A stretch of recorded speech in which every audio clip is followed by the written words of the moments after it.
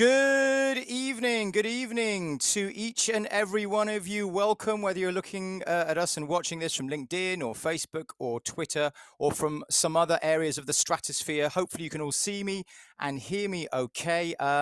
My name is Paris Troy. I'm a radio broadcaster, also an event host for all types of events, both virtual and face to face. And I'd like to welcome all of you to this very special event to celebrate and talk about the book launch of this very special book called Motivated by the very lovely and brilliant Mark Terrell. He'll be on in a sec.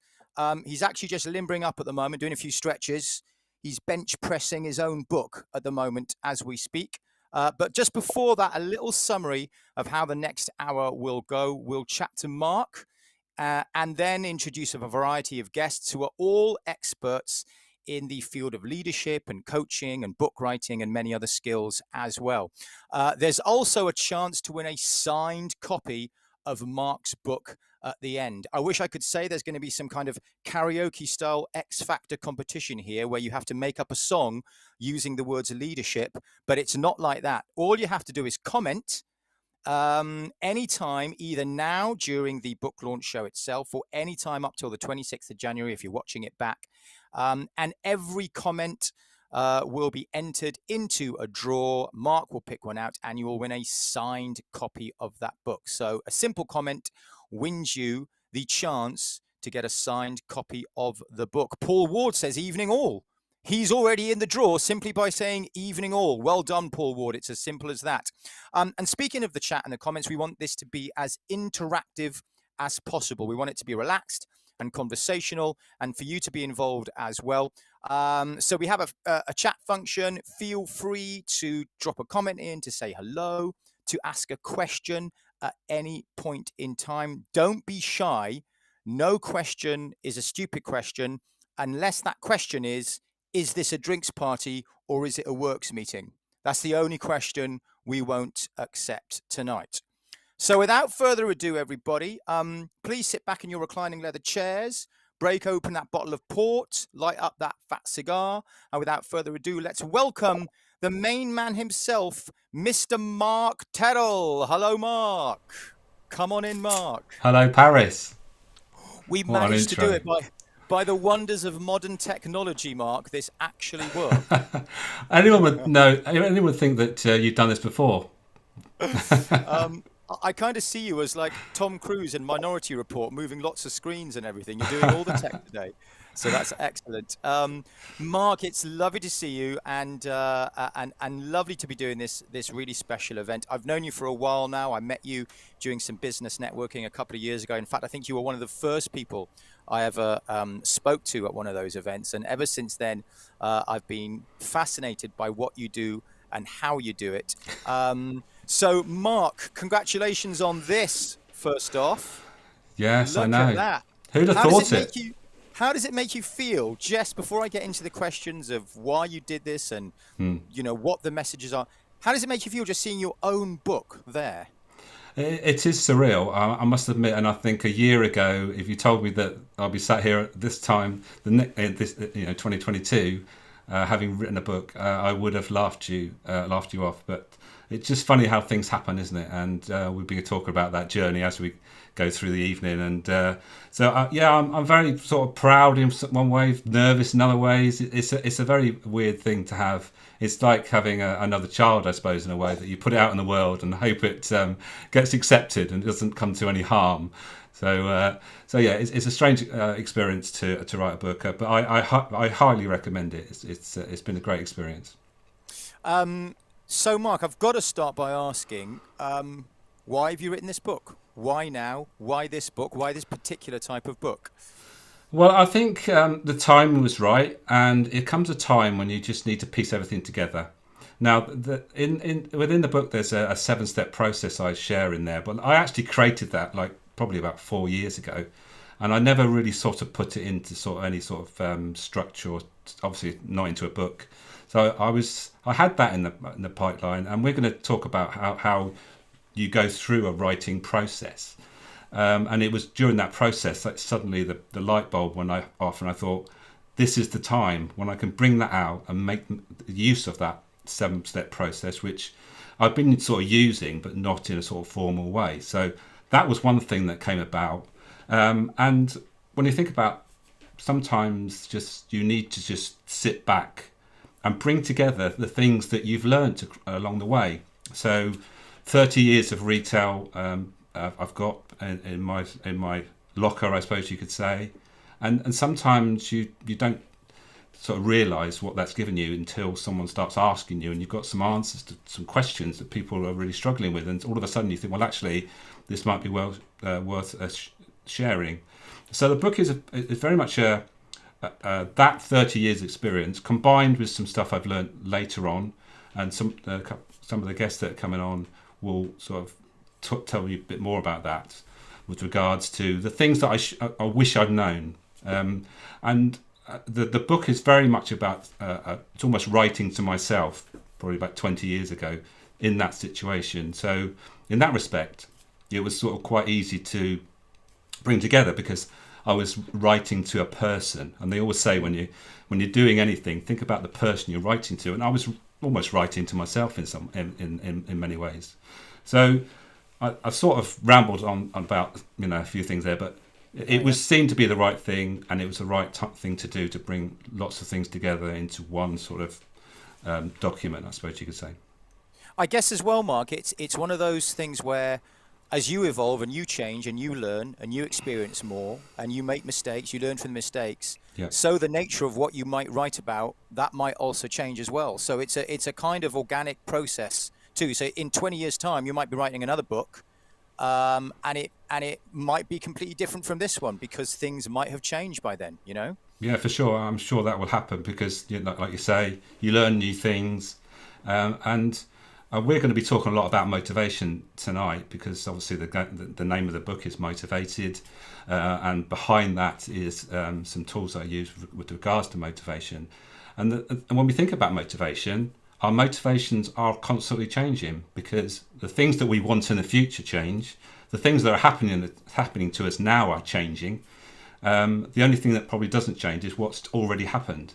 So those elements are always at play. So the interesting thing about motivation is it's always moving, and it's moving in a direction. So that you're absolutely right. In 10 years' time, that book probably needs to be involved into something else. Evolved, I should say. Already congratulations coming in from Mandy with us, says, evening all, well done, Mark, on publishing your own book. And Jan P. De Jong, I hope I pronounced that correctly, also congratulations. And Mark, I got to ask, you've written the book, but what would you say was the sort of one of the main obstacles or the problems in writing this book, and how did you sort of overcome that? So we're going to bring on somebody later who is an expert at writing books. So one of the things I knew I wouldn't probably do, and I think from the people I spoke to, the thing is a lot of people start writing a book, but something stops them from carrying on. So I think accountability is really important. Having also other people that are on that journey with you, who will support you, make sure that you're going through the same journey, so you're all going to have similar sort of challenges. And if that's happening, then you can bring each other along as you go along, and also set some targets and make sure you're sort of moving towards that target. I'm not a great believer in having to hit every single target you set yourself, but as long as you're moving in that direction. So having that accountability group was really important, and having a good book writing coach is important, which we're going to have someone in later that's going to tell us a bit more about that. Yeah. Do you enjoy the process of doing it, Mark? Do you enjoy the whole? Is there a part of it where you think, oh my God, I'm never going to do this? Or do you enjoy the whole process of putting it all together? I enjoyed the writing bit, because one of my strong motivators is what we call the expert driver. It's about knowledge, learning and sharing knowledge. So that part of it I really enjoyed. When it came to the editing and that part, that became a little bit of a chore, I must admit. But it's obviously something that you have to do, and there is a process you have to follow to get to a point where it's actually a manuscript that's fit to be published. So that's the thing to remember, is that your first draft is never going to be any good, and certainly not ready for publishing. You need to then do the next step of the process, which we'll talk about later, I'm sure. Yeah, Simon Caseborn, good evening to you. Says great tips. Thank you for writing, targets, accountability, group, and writing coach as well. So, thank you for that, Simon. I'm going to ask you, Mark, one more question, and maybe that will, after that, we'll bring on our first guest. But do you think, Mark, that the times that we're living in now, obviously the last couple of years, everything has changed. The world's gone mad. The way we work, who we work with, how we work, where we work, in what context we work, Yeah. that's all changed and is changing. Yeah. So do you think that your book is even more relevant now, really? And in what way is it even more relevant to this ever-changing world? Well, it's relevant in that, as I mentioned, about motivations changing, and when circumstances change, then we need to adapt to that, and our motivations can change with it. So yes, I think hopefully it is relevant. I'm certainly, with regards to the future, it's about making the right decisions for the future, and with regards to what you want in the future, and the three elements I talk about in the book, the you, the business, and the team, are all moving sort of entities. Yourself, you change, the things you want from your business will change, and also your team, those things that they want to do and the way they want to do them will change. So business changes all the time, so it's very much about being aware of that and allowing it to happen. Excellent. All right, Mark, well listen, we've got to crack on, and I Yes. think it's time to bring in our first guest. We will indeed. So let's, because I'm in charge of tech here, so let's do that. So before I bring Ali on, my first guest, the reason why I wanted to come along is that part of what I do, I use a leadership program. When you do something, you've got to believe in it. So when I came across this program, I knew straight away that it's what I needed when I was running my retail business that I talk about in my book. It was what I needed then, and I thought, when I come across clients, I want to be able to share this with them. So it was a no-brainer for me to join or become accredited to Ali's program.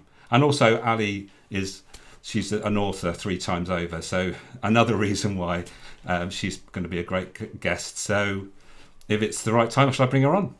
Yeah. Yes, let's do it. Let's hopefully by the wonders say yes. Ali. We can't hear you at the minute. Hello, Mark. Well, hello, you can. Paris. How lovely to both. Nice to see Hello, you, Ali. Ali. Good evening, Ali. How are you doing?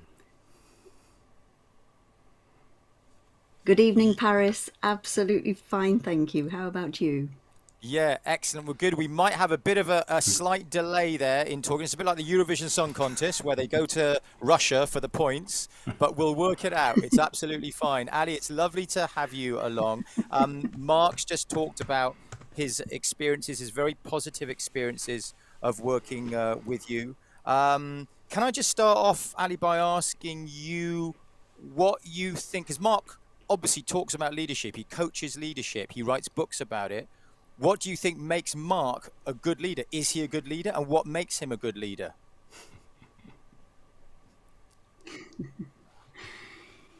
Yes, Mark is a good leader. What makes him a good leader is that he is a brilliant student. So he's constantly investing in himself in terms of motivation, in terms of leadership. So he operates with high challenge and high support in everything he does, which is the mark of a great leader. And you have to invest in yourself if you're going to be a great leader in the service of others. So Mark is brilliant at doing that.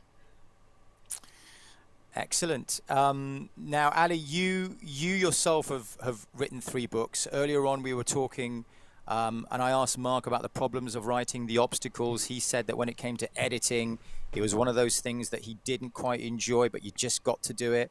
What are your sort of top tips to anyone who's thinking of writing or publishing a book?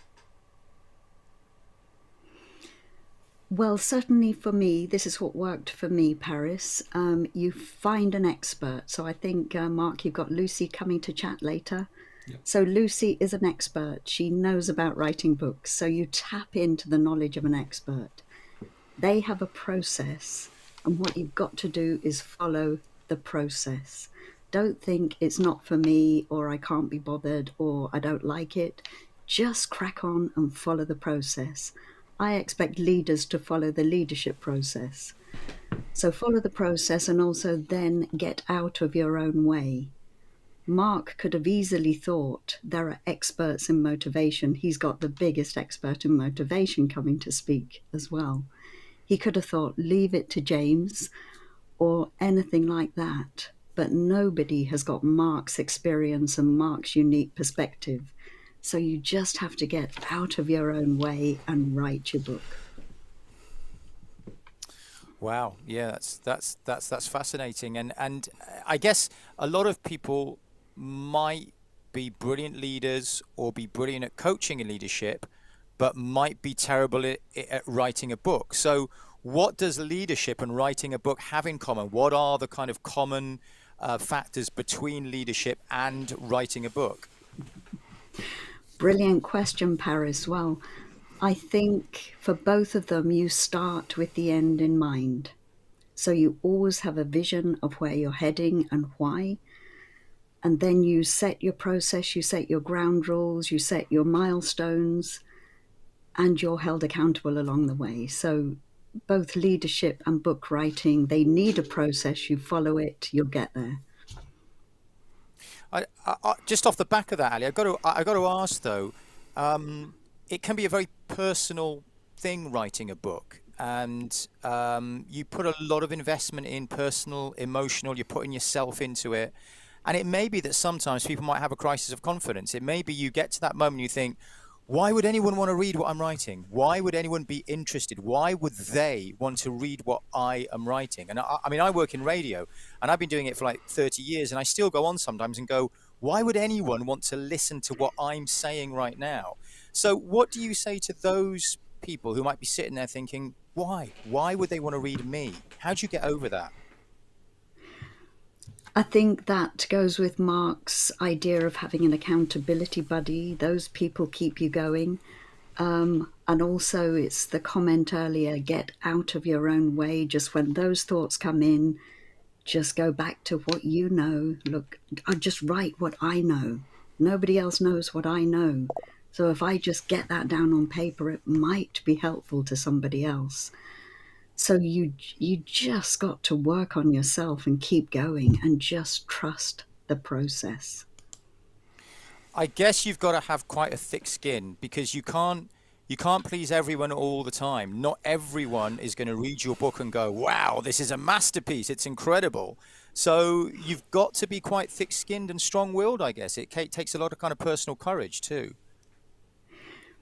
It does. If you put yourself out there, you've got to take the rough with the smooth, as the King of Norway once said to my husband.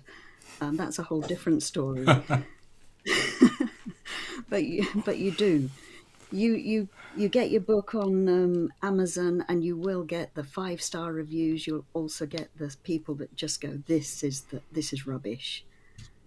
And rather than focusing on the one or two that say it's rubbish, look at all the ones that really rate your stuff. Focus on those people because you're good for those people. Excellent. Note to self, slot in 3 hours of talk time about King of Norway with Ali. Got that down. One last question, Ali, to you, and then I'll throw to Mark just to see if he wants to kind of ask you anything or bring you in on anything. Mark's obviously sort of talking the talk here, writing his books, talking about leadership. But I'm going to turn the spotlight on Mark and be as harsh as you want, Ali, because it's all about improvement. How do you think Mark should improve? I'm going to ask all of our guests this today. What could Mark do better? What should he do more of, Ali? Oh, for Mark, he's just got to keep going. Keep going, Mark. Keep smiling. Because the difference I've seen in you since I first knew you is incredible, both in terms of confidence, competence, and authority. You've invested in yourself, you've invested in marketing, in branding, in your personal style of leadership, and it's shining like a beacon now. So Mark, just keep going, keep doing what you're doing. That's all. Yeah. That's Thank all you, I've Ali. got. That's really kind. Really kind. He's not in the Norwegian royal family though, is he? Is he though, really, Ali? Yeah, we can't have everything. Mark, anything you'd like to ask Ali or speak to Ali about while she's on? No, no, I'm just delighted she's here. Obviously, there's some people that couldn't make it tonight, and I'm so glad that Ali could. She's so wise. Her programs are fantastic, and as a coach, she's brilliant. So it's about not only celebrating the book, it's celebrating everyone that made it possible. And I just want to thank Ali for her what she's done on my journey. She knows where I've been, where I've come from, the things that I've had to overcome. So I'm just really appreciative of that. Thank you, Mark. Ali, thank you so much. It's been lovely chatting to you. Thank you for coming on and thanks for your time. Thank you so much, guys. Okay, with that we move on. God, I could speak to Ali literally all night. I know. But Mark, I think we move on. By the way, Izzy Pritchard on the chat. So proud to know you, Mark. That's lovely. That's a lovely comment. Great. I know. Book. Yeah, thank you, Izzy. That's really kind. That's nice. By the way, drop a comment at any point, either just to say hi, a question perhaps for one of our guests, something you'd like to say, a bit of advice you'd like to give, any help we can be, and all comments will be put into a draw that Mark will make, and one of you will win a signed copy of the book. So, Mark, I think it's time to move on to our next guest. Right, yes. So I'm going to cough. So this, our next guest, well, my next guest is Bevis Moynihan. He is a trainer of motivational maps. He was the person that I met on my coaching journey, who basically sort of picked me up at the point where I was wondering which way I was going to go. When you meet somebody just at the right time, Bevis was that person who sort of, I needed that Bevis at the time when I was trying to think about how I was going to develop my coaching business. That's why I wanted Bevis to be here tonight.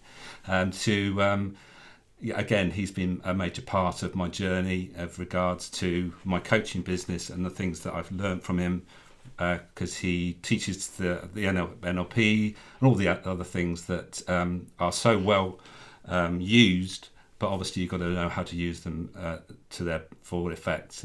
So delighted that Bevis could join us tonight. So I'll bring him on, shall I?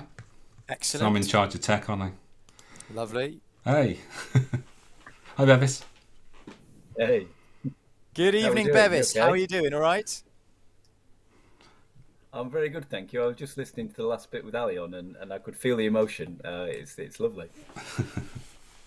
Yeah, it's wonderful, and actually quite emotional when Mark said that he met you at a sort of a bit of a crossroads in his journey, and you were there.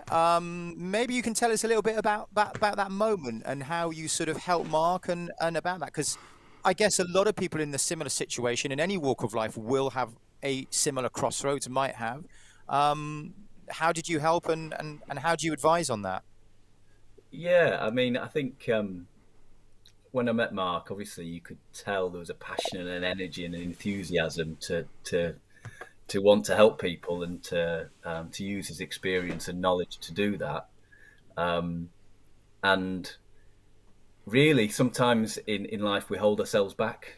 I was just reading Mark's book and about how sometimes we feel we have to be excellent at everything. And I think Mark did an NLP practitioner course with us. I think that was the first part of the journey. And our work really helps people to get out of their own way. And then something happened that week. And I can't quite put my finger on what it was, but all of a sudden Mark seemed to carry on taking steps. There was a vision, I guess, a sense of what he wanted to do, which is obviously morphed and developed and evolved. But there was energy, and there's energy and alignment. And as soon as you've got that passion and motivation and then a bit of alignment, that's when action starts to happen. So it's been I love nothing more to see people go and achieve their goals, and then especially when their goals involve helping other people. So it's been awesome to witness. And you're an expert in several areas, but one of them is motivation. And when you're writing a book, Bevis, how does one stay motivated when they're writing a book? We can all reach that kind of crux where we think, oh my God, I'm never going to get through this. The end just seems like it's never going to come. How do you stay motivated throughout writing a book? Well, it's interesting. It's interesting that you asked me that, because I was very fortunate to write a book with James Sale, and he held me accountable. I would have. Some people are self-starters and they can get going themselves and hold themselves up, but I think having accountability, if you think about the effect we get from going to see a personal trainer, or the amount as coaches we know that we get the tasks through the day before the session, having an accountability partner, I think is a good idea, but also not to put blocks in the way. Sometimes we think we need way more structure than we really do.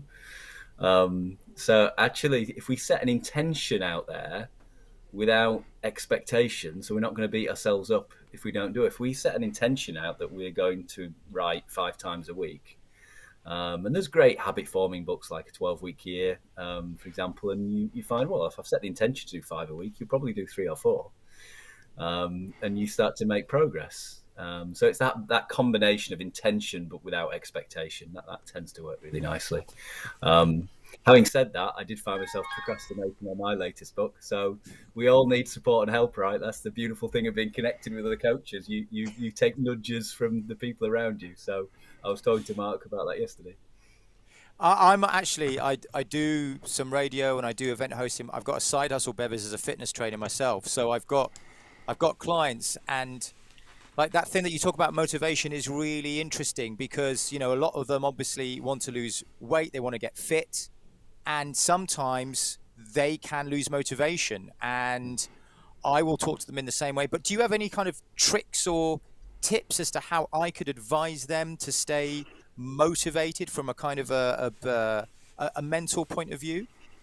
Yeah, I think this is a bit of one of my favourite areas, really. I too was in the not that you'd necessarily know it looking at me now. I was in the fitness industry many years ago, and I guess one of the reasons I went into coaching was sometimes people would hit blocks and struggle to make progress. But I think the big blind spot we have around weight and weight loss is focus. In that we all know in life that we get what we focus on. Certainly in the coaching world, we do. And if we've got children who we're teaching, they've got penalties in football, we wouldn't teach them to try not to miss. So knowing that we wouldn't teach them to try not to miss, what the hell are we doing trying to lose weight? It's when we look at it from a kind of a different perspective, we need to just forget about weight. And as I say jokingly, if you run a marathon, the weight will take care of itself. And I'm not a marathon runner, I'm not a runner, but if you find the thing that you can do that moves you forward towards something, as opposed to trying to battle with weight, it's the most flawed, failed billion-dollar industry that we have, the whole weight loss industry. So there's no judgment in that. I watched my mum battle with weight, so there's a lot of passion and energy behind what I'm saying, in that I'd love people to focus on what they want to achieve as opposed to trying to lose weight or get out of debt or all of the things that we focus on. We know it with our kids, but we seem to forget to apply it to ourselves. Yeah. I got to ask you, Bevis, and I asked Ali this as well, and I'll ask everyone else who comes on, and be as harsh as you want. We're all friends here now, Bevis. It's okay. Actually, just before and this is how harsh it's getting on the chat here, Ken Abbott has messaged saying, "Well done, Mark. You're almost quite likable," says Ken, which I think is a wonderfully understated compliment. Ken, just to mention who Ken is, Ken actually did the photographs that are actually in the book and on the cover of the book. So thanks, Ken, for that. It's nice to know. So off the back of that, Bevis, I'm going to ask you what you think Mark should be doing more of. How could he improve? How could he fine tune and become even better than he is? Well, isn't it funny?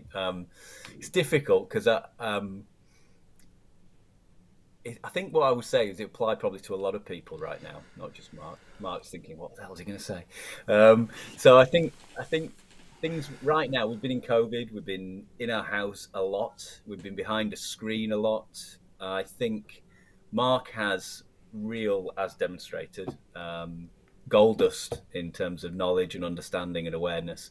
And I would love to see him get himself out there as a speaker in person. I mean, that's going to become much more prevalent, and opportunities are going to become. And if you have that alongside all the great stuff he's doing online, if he then has lots of in-person talks he's doing, I think that things will just take off from him from there, because it's nothing like meeting people face to face and feeling the energy and connecting. And when they do, they'll find out, as the chap just said, he's actually not that unlikable. So yeah. Well, let's not run before we can walk. Let's just take it slowly. There's a question coming from Mandy, which I think maybe I'll just address to the both of you, and then we might have to move on. The time is just flying. We have another guest coming on. Mandy says, when was the best time of day for you to write, Mark? I like this. It's a practical question here. And did you set yourself targets, guys? Did you write X number of words per day? What happened when you had the writer's cramp? In terms of the practical everyday sort of aspect of writing a book, how did that work? Mark, I'll ask you first. It's a great question. So the first thing I did was, it was early starts. So I got up early because I knew that would be the best. That's when I operate at that sort of level. So I needed to get up early before my day. So that's what that worked for me. So it's about an hour beforehand, before I had to sort of get into sort of work mode. And that worked for most of the time. It's not, we're not robots, so we can't expect to just do the same every day. So some days it just flowed, other days it didn't. And Lucy comes on later, she'll tell you about that a bit more. So that sort of worked for me. Number of words, work on a sort of 1,000 words session. Sort of, that's what I did. Sometimes got there, sometimes went over it. So again, a bit like Bevis was saying, set some intentions and hopefully you'll get there. But don't beat yourself up if you don't. And when I had writer's cramp, just took some time out, Mandy. Took some time out and just let it sort of be. Because, if you didn't write today, write a little bit more or catch up at the weekends. Basically, that's how I did it. Bevis, anything to add to that? Not a huge amount, really. I mean, Mark's hit on a good point in that if you know when your energy is higher. So I'm not as much of a morning person, so I was writing in the evening. And weirdly, sometimes you find yourself watching telly and you think, I'm not really interested in this. What am I watching this for? So, often that would be my trigger. Actually, it was my trigger to go and I'm going to write. I'm going to stay where I am, but I'm just going to write. And I think if you do that without getting too hung up on number of words, sometimes I'd find I was a little bit tired and I'd write a little bit. Sometimes I'd get into a chapter and you just didn't want to stop and you'd end up with cramp in your wrist. So it's kind of listening to your body a bit. If you've got that inspiration, keep going. And don't force it, as Mark says, when you're feeling a bit, you're not quite there. Because the magic comes, doesn't it? Like anything in life, when you're feeling good. Excellent. I love that. That's a great way to end. The magic comes when you're feeling good, everybody. Apply. That should be on a t-shirt. I love that, Bevis. Bevis, it's been an absolute pleasure. Thank you. I'm sorry we've got to go, but thanks so much for your time, Bevis. Thank you, Bevis. No, thanks, Mark. My pleasure. Good to see you. Take care. Have a good evening. Lovely. Wow. Thank you for that question, by the way, Mandy. Jan says, I've seen Mark speak at several events. It was interesting and entertaining. Thank you very much. That's lovely. Thank you, Jan. That's really, really kind. Thank you. Is it Jan or Jan? Have I got this? Is it Jan, Jan, I think. Mark? Jan. Jan. I knew it was exotic. I should have gone Jan from the beginning. Right, Mark. I think we are going to move on to our next guest straight away. Yep. So our next guest is Lucy McCaraher. I always struggle to say it. She'll say it obviously better when she comes on. Lucy is as a writing coach. She set up a process that I followed and many have followed and successfully followed to get the book written and published. So that's basically why Lucy is here, to just tell us a little bit more about that and hopefully inspire more people to write some books. So I'll bring Lucy on to join us. Excellent. Let's do that. Good evening, Lucy. Hi, hello Mark, hello Paris. Good Hi, to good hi, to be with you. hi Lucy. Congratulations on the book, Mark. Hi. Excellent.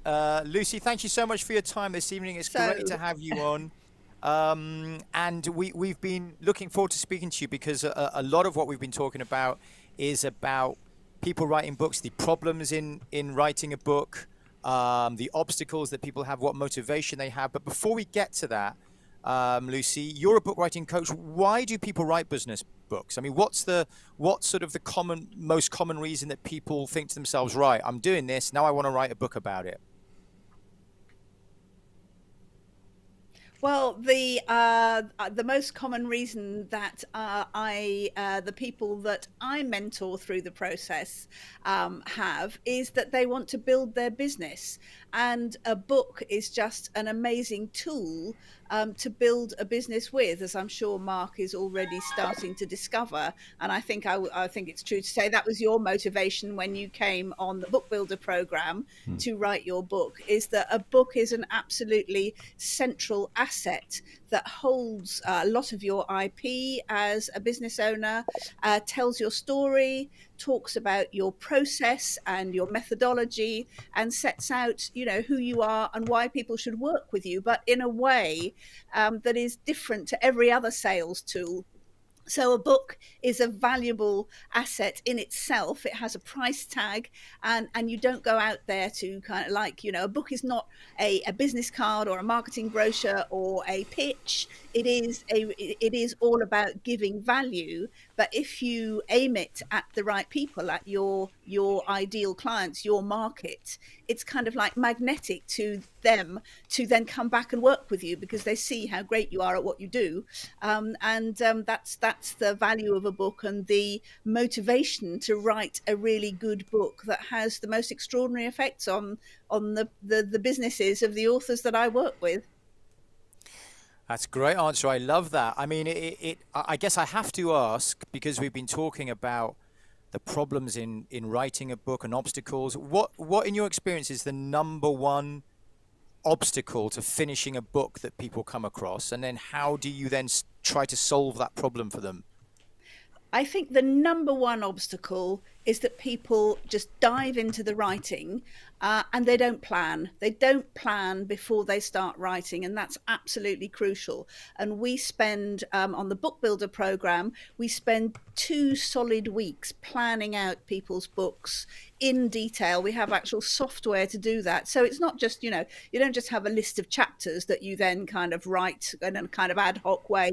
You actually have a title, a name for every piece of text that you're going to write that's, from 500 words upwards. So you know exactly what solid informational content goes in each chapter, exactly what case studies are going to illustrate those, which parts of your own story you're going to include in that chapter, what other references and works you're going to use to support your own theories and thoughts. And it's all, planned in such great detail that actually what we were saying before, you were saying before I was listening to, is that it's really, it's almost impossible to get writer's block because you're never then in the position of saying, oh, I don't know what to write next. Is this all going wrong? And I think the most common problem is people start writing, they haven't planned, they think, oh yeah, it's all in my head, I know what I'm writing about, I know my stuff, I'll just let it happen and it will be creative and wonderful. And then they get 2 or 3 chapters in and it's suddenly like, oh no, this is completely overwhelming, where do I go now? And they just give up. And that's happened to so many people that I come across. I guess though, Lucy, that differentiates the sort of the true people who truly want to do it and the people who are sort of a little bit half-hearted about it or think that's just it's this idyllic process where you just write freely and it all comes out, but I want to get my ideas out and Absolutely. express them. I'm a writer, I have so much to say. But I guess a lot of people get put off by the fact that there is structure, there is planning, there is organization. And do you see a lot of people sort of just literally stopping, turning away from it and giving up?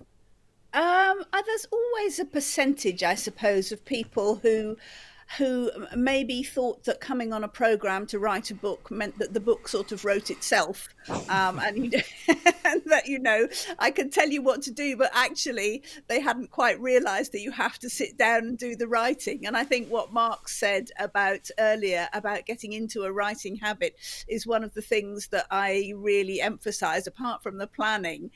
When you've done that part of it, then you have to get into the habit of writing. And I think Mark, took a route that a lot of people, not everybody, it doesn't work for every single person, but what I've found over the years is that if you get up an hour early, 5 days a week, say, and you write for an hour every day in the same place, using the same sort of tools and props, and for instance, if you have the same mug with the same drink in it, if you write to a soundtrack, play that, your brain just goes into writing mode. And the more you do it, the more frequently you do it, the easier it becomes. So I'm never going to say it's easy writing a book, because it just isn't, but that helps to make it as easy as it can be. So if people get into the writing habit, they're much less likely to drop out of the writing process. And I think the people who don't find a habit are more likely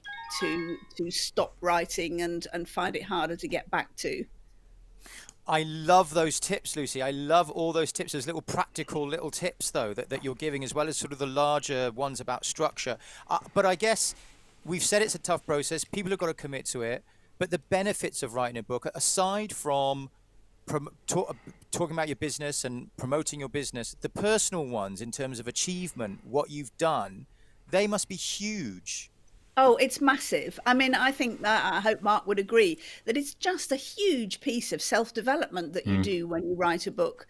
I mean, I think you get incredible clarity about what you do and, your business or whatever you're writing about, whether it's, you personally. Some people are writing more of their own personal journey with tips. Some people are writing, a much more kind of how-to book. But whatever you do, you have to unpack it. Well, first you do that planning process, and then you have to write 30 to 40,000 words about those, what your experience, what you do, how you do it, how you relate to your clients and your readers. And it's just amazing what insights you get yourself from unpacking that in words. And the other benefit that you get is just, I mean, that then becomes an archive in your head, if you like. So anytime that you're pitching your business or giving a talk or you're writing a workshop or anything like that, you've got it all there. It's already been done. The work, the clarity is there. So it's really easy to turn it into lots of other assets as well. So there's all sorts of, really personal benefits to writing your book. Lucy, I'm going to finish with this question, the same question I've asked everyone else here, and that's to tell me what you think Mark should be doing better and more of. There he is. He's writing all these books. He's outselling J.K. Rowling. He's making his millions, lording it up. But how can Mark improve? This is what we're here for, all about improvement. What can he do to improve? Well, I think that Mark can use his book to improve his business by actually, strangely, giving lots of copies away. I know that when you sort of start to write a book, you think, I need to sell loads of copies to make it successful. But actually, the real success comes from getting your book into the right people's hands, prospects, clients, people who can give you speaking gigs, whatever it is. So just give loads of books away, Mark, and that actually produces more sales as well.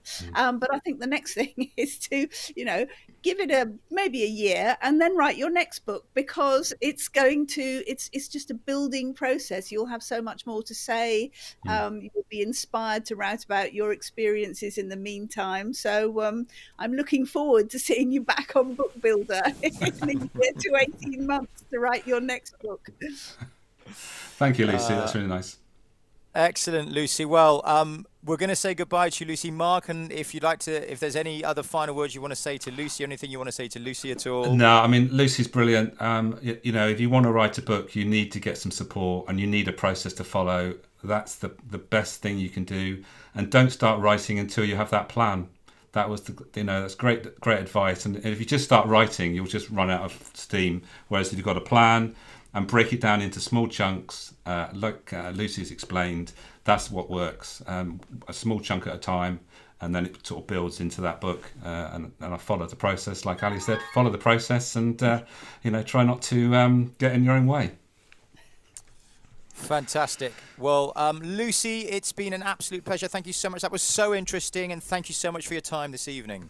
Lovely to talk to you, and all the best, Mark. It was a huge pleasure working with you. Thank you very much. Thanks for joining us, and hopefully see you again soon. Definitely. Cheers. Lucy McCarraher, everybody. Don't forget, drop your comments in if you want to make a comment or if you want to ask a question. We have around about 10 minutes left or so before we get our next guests in. Roger Fairhead, Mark, asks, do you have a title for your next book yet, Mark? No messing about. No messing about from Roger. No, I've had one suggested. So whether I action that is another thing. But someone's encouraged me to start planning that next book. So who knows? We'll see. Is it going to be called Demotivated, where it all went wrong? Maybe. I'm kidding.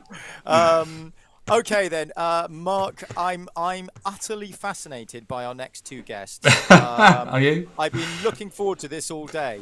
I am as well. This is where we dish the dirt. So, Mark, over to you for this one, Mark. So before we move them on, there's our guests are hanging around in the green room, and I'm sadly going to have to ask them to leave because I can't let the next guests in because there's a maximum.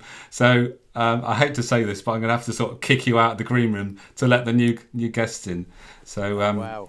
So yes, two guests obviously are joining us very shortly, who are obviously very, very important in my life. They are. Let me just. Sorry, Ali. I'm going to have to sort of let you leave the green room. Sorry about that. This is what he does. He writes one book, and now he's kicking people out of green rooms. Ruthless. That's when the power gets to you. Ruthless. See? I know. Yeah. Be challenging the King of Norway next.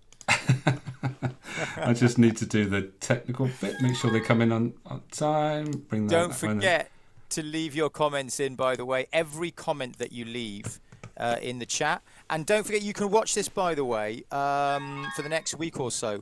I think people can watch it back, can't they, Mark? Yes, it'll be available on LinkedIn and YouTube to watch back if you want to catch up with what you've missed.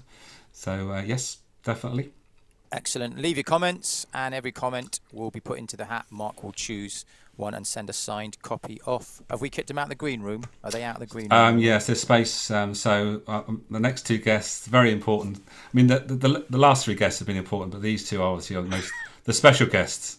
And you're obviously looking forward to this because I know you're going to have some fun. Yeah. So I couldn't have this book launch without these two people. They are my two daughters. I'm thrilled that they've accepted my offer to come and join us. And so who knows what's going to happen in the next 10 minutes or so, but I'm delighted they're going to be here. And these two, I'm very proud of both of them. They are, obviously, I'm biased, but they are just two brilliant human beings. So let's bring them on. Here they are. Hello. Hello, Hayley. Hello, Emily. Hello. Hi, good evening. It's lovely to meet you both. Now, when your dad said, "Oh, will you come on and to the book launch?" and he said, "Oh, they were delighted to come on," were you actually really? Oh, Dad. Oh, Dad. It's lovely to meet you both. And I've got to ask, Hayley and Emily, you've both worked for your dad in the past and with your dad in the past, and been part of his journey and witnessed his journey firsthand. So maybe I'll come to you first, Hayley. What was it like working for your dad and with your dad? Yeah, hi, it's so good to be here. It's very surreal. But I think when Dad first asked us to be part of it, we went, "Are you sure?" Because, you know, honesty is the best policy. We're turning up, we're telling the truth. No, it's really good. And I'm very proud, and I have it here, and I'm very excited about holding it in my hands. And I'm also I'm loving all the funny jokes about good bookmark. And the fact that I actually have the bookmark makes me very happy.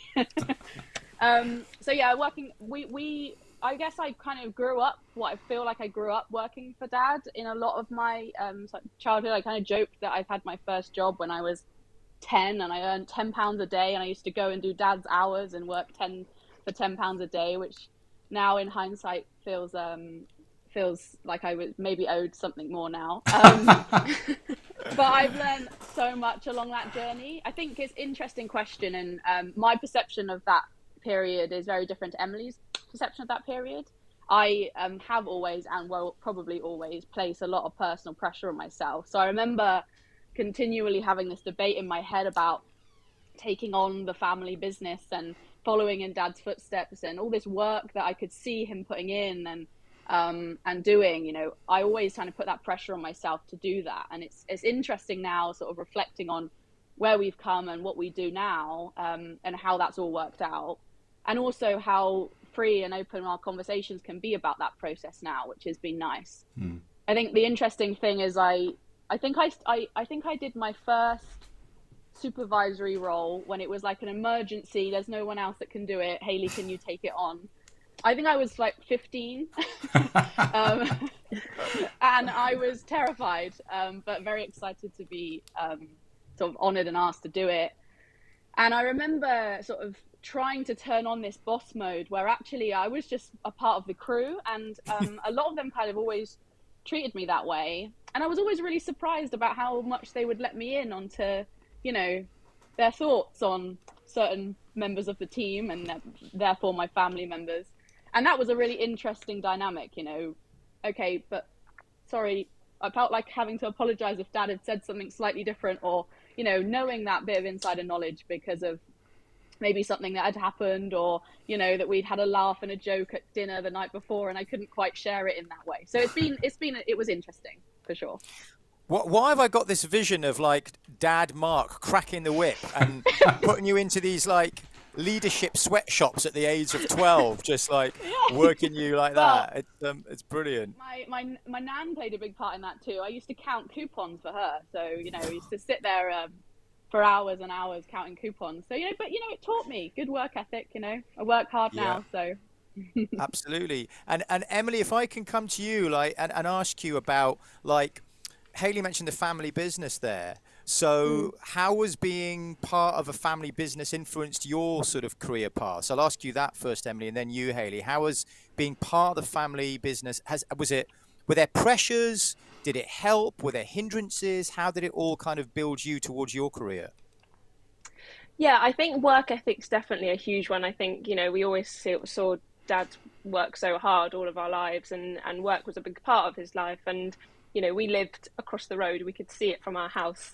So we had no choice but to have that kind of merger between our life and work. But that was, you know, that's instilled in us definitely a good work ethic. And like Hayley said, we worked from being super young. But I also think that for me in particular, I think it really helps you become like a real team player, because I think with any job, and particularly when it's not your family, you know, there are times where someone will come to you and go, oh, you know, I'm upset about this, and you navigate those relationships. And particularly when you have a family business, you kind of, as Hayley said, you know, it might be one day Dad was on a bad mood and upset a member of staff, but they would always come and say, oh, you know, your dad annoyed us today, and oh, okay. But, you know, but that was the kind of relationship we had, and it just teaches you that's just what a team's like. Any team, regardless of if it's your family, if it's not, if it's a mix of both, that's just how they work almost. And yeah, I think that's been a really great thing for me in particular, but Hayley probably feels similar in that respect. Yeah, Hayley, I'll just throw to you to add anything to that. Yeah, absolutely. And I think for me, it's a place of importance on professionalism. So we obviously had to detach ourselves. You know, it was important for us to have a work-life balance. You know, it was difficult to take things. It's hard not to take things home. You know, when you're going back, and you know, you have moments in any job where you have to go home and you want to rant away. And at that age, all you want to do is rant away to your parents. But at this point, you know, your dad is your boss, and you have to kind of balance that off a bit. So, you know, you have to have that work-life balance and have that separation. But equally, everything I did at work and every step I took and everything I learned, I felt like I was building towards this bigger picture. And, you know, that's never worn off, because every business that I've been part of, I've seen as this, you know, it started as a family business. It's grown, it's probably grown from the start, a small business up. However big the organization you work for is, there's someone it means so much to. And so, and that was us, when we worked in the retail industry, and that was what I felt was going to be, our livelihoods, and everything that we were working towards these goals that we were all in together. So that importance I place on work and the way in which I operate at work is definitely worn off on that part of being a family business. You've both completed motivational maps yourself. Your father talks about this all the time, of course, and writes about it. So I'll start with you, Emily. How have they helped you specifically in your sort of career path? Yeah, quite a bit actually. I've done a couple of them over the years, but particularly in the last year, I changed into a new role, and I actually used that at every part of the process. I did a map and I understood my motivators. My job in the interview, I had to kind of pitch myself and why I would be great for the role, and it fit so perfectly into what I was driven by, and they loved that because, I was literally able to say to them, I've got evidence here that I'm going to be, pretty motivated in this role. And so I think finding out all about it when Dad was, first kind of got into it, and then over the years as well, it's always been something that we talked about and has been super helpful just to really understand, and everything also makes sense now. There's a lot of things where I think, oh, do you know what, that's why I hated that, and I can tell in my new role now how much I love it, because the main motivators that I have are definitely being met. So it's played a huge role in my kind of career development, definitely. And Hayley, how about yourself? It's played multiple roles in my life. Similar to Emily, I've used it in interview prep and interview processes. I've also had massive success in speaking to line managers in a way that I'm able to sort of put something down on paper. Line managers that don't really understand my natural language and how to explain myself, but actually seeing it written down on a piece of paper allowed me to bring it back to something that they could understand and something that we could talk through, and also reflect on their own and how that all fits into the piece of the puzzle. So I've done mine every couple of years since Dad first used the tool, and it's really helped inform decisions that I've made along the way. And then I guess the overwhelming one for me is it impacted me so much that I wanted to share it with others. So I've just become a coach myself, and I've started my own business in motivation, and using the tool myself to coach others to become more motivated in what they're doing. So, and it's been really nice to see my own clients thrive and see that impact be shared with other people. So I'm following in the family footsteps once again. Excellent. Well, Hayley, Emily, we've got like maybe about a minute, 2 minutes max, and I've got to ask you this question now. And now it's payback and revenge time for the both of you. We've been watching. Haven't we already run out of time? Isn't time? Oh no, I think we've definitely got a couple of minutes, Mark. Oh, okay. So feel free, as they say in Gladiator, the film, to unleash hell on this one. What would you like to see your dad do more of? What should your dad do more of? How should he improve? And make it as basic as possible if you want. If it's doing like unloading the dishwasher more, or sorting himself out by cleaning out the garage, feel free to go there. But I'll start with you, Emily. How can your dad? What should he do more of, Emily? That's a very difficult question. Wow. Ask your big sister. That's what they're for. Yeah, I think Yeah, Hayley's got probably more to say about yeah. this than you. Yeah, Hayley, go for it, Hales. Well, I was thinking about this because I was like, you're bound to ask us this question because we've watched the rest of it, right? But for me, it's very much, making sure that you do all the things that you tell us to do and you tell other people to do, and you follow that advice, because it's really set us in a good motion. It's given us really good direction in life, and most importantly, taking it back to the dedication and what you wrote. We've been on this journey with you since we were born. We've carried Sunday lunches across the road to the shop for you to consume while you're working, and all those things, and seen the pain that you went through during that time. There's along the way, we've seen you naturally take opportunities that don't fit in with your own motivators, your own dedications, and following your own heart. So in much as it was very overwhelming and emotional to read your dedication to us in the book, and the fact that we should take our own paths and follow our own hearts. All we'd ever want is for you to carry on doing that too. And it's been really nice over the last, few years, and definitely, hopefully, going forward for you to do that and continue to do that. Wow. I think Excellent. I got away with that, Paris, didn't I? Do you think? I think so. Unless Emily wants to come in with some kind of absolute juggernaut right now. No, that's lovely. I think that's a really lovely place to end. Hayley, Emily, it's been lovely to meet you, and Lovely to meet you. I'm sure you're going to be as successful as your dad is as well. So thank you so much for your time, and thanks for coming on. Thank you, girls. Thank you. Love you lots. Bye. Bye. Cheers, guys. Which brings us Oh. finally to the end. Mark can breathe a sigh of relief. I thought you were going to get hammered on that one. Mark, Yeah. I'll just come to you, Mark, for any final words. Any final words from you, Mark? Well, Paris, first of all, thank you for doing a fantastic job tonight. When someone said to me, you've got to have a book launch, and of course, how do you do a book launch in COVID? And luckily, I have this technology, and I thought, right, let's use the technology. And when I reached out to you said definitely first, without even a question. So, firstly, thank you for doing this. It's been fantastic, and I wish, yes, I don't know how I can put it into words, but thank you for being the host tonight. It's been fantastic. It's a pleasure, absolute pleasure. Then, obviously, all my guests, thank you for all them, the ones that could make it. I just want to make one person that couldn't make it tonight, and that was James Sale, who was the creator of Motivational Maps, a mentor of mine, and unfortunately he couldn't make this evening. So that was a shame, but I just wanted to mention him in this sort of broadcast. And so far as that, basically that, I think that's it.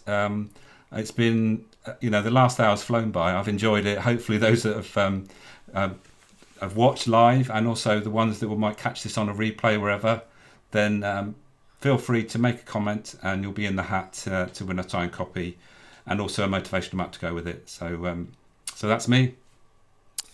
Excellent, Mark. It's been an absolute pleasure. It's been fascinating and interesting and funny and educational. You're a total inspiration. Many congratulations on writing this. We look forward to the next one. Take a break for a bit, keep taking those Sunday lunches to the girls now. I think you need to return the favour. Yes. But Mark, it's been an absolute pleasure. Well done. Best of luck. And I look forward to doing one of these again sometime in the future for you again. Thank you ever so much. And thanks to everyone that tuned in live, and hopefully we'll see you all soon. Bye for now. Yes. Thank you. Cheers. Goodbye, everyone.